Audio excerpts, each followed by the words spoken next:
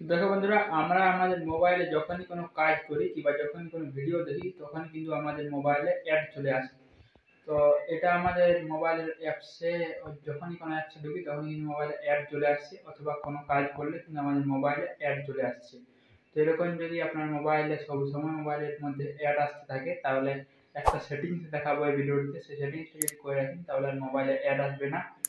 তো সেটিংসটা কীভাবে করবেন ঠিক সেটা দেখাবো ভিডিওটি লাইক করবেন, চ্যানেলটি সাবস্ক্রাইব করে পাশে থাকবেন। তাহলে চলুন শুরু করা যাক। তো এই সেটিংসটি করার জন্য চলে আসবেন মোবাইলের সেটিংসে আসার পর এখানে লিখবেন প্রাইভেট ডিএনএস।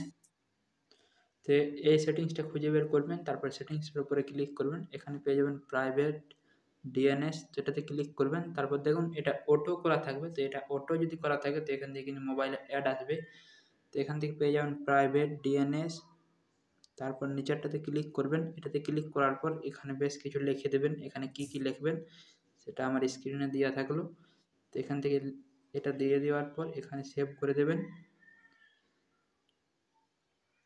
তো এখান থেকে দেখুন, এখান থেকে আমি লিখে এটা সেভ করে দিয়েছি, মানে আর মোবাইলে অ্যাড আসবে না আগের রকম। যদিও মোবাইলে অ্যাড আসে তাহলে মোবাইলে কম অ্যাড আসবে।